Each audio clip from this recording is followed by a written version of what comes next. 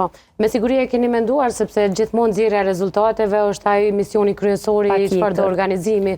E keni menduar edhe synimin e nxjerrjes rezultateve çka pas? Patjetër, çka pas konferencës, thash komplet, domethënë, të çdo rekomandim që do ta jap paneli dhe konferenca në tërësi gjatë përfundimit do të ndohet me institucionet relevante varësisht nga tema që do të trajtohet dhe cilin sektor të themi apo dikaster e prek në mënyrë që politika tjera të punojnë për qytetarin dhe jo qytetari për to. Bravo.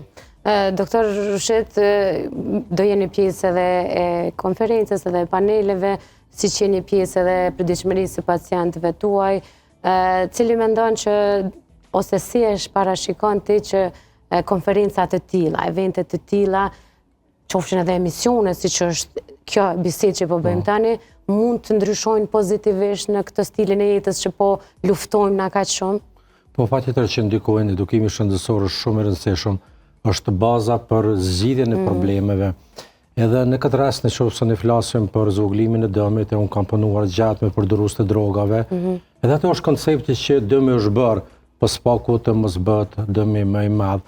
Kjo politik, të them, mund të zbatohet në gjithçka tjetër, ta zëmë dhe të qofte ushqyeshmëria e dobishme, e shëndetshme.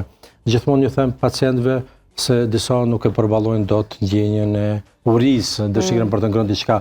Gjithmonë zgjedhë alternativën më të mirë.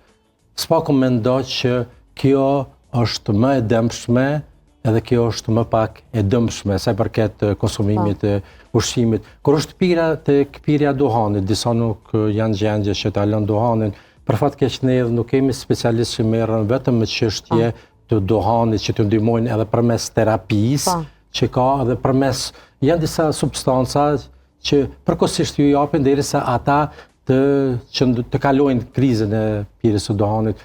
Në qoftë se pi duhan, s'paku mos pi në makinë. Në qoftë se pi duhan, mos pi në ambiente të mbyllura. Për shembull, nuk lejohet në asnjë mënyrë që të pihet të një grua 7 zënë. Edhe këto janë mënyra për të zvogluar dëmin.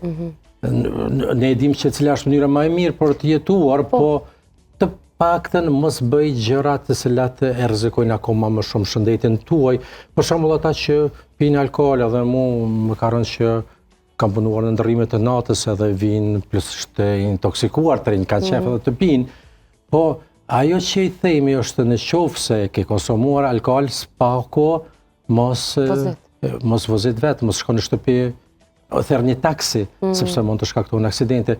Kështu që këto gjëra ndikojnë tek njeriu. Fjala ndikon shumë, sidomos e profesionistit shëndetësor, mjekut, nëse e flet një antarit familjes, të dëgjon më pak, por nëse e flet pacientit, ai ka një besim shumë të madh tek mjeku, tek profesionisti shëndetësor, tek mediat, ka ndikim shumë të madh, është një nisë shumë e mbarë, edhe besoj që me pas impakt tek popullata jonë.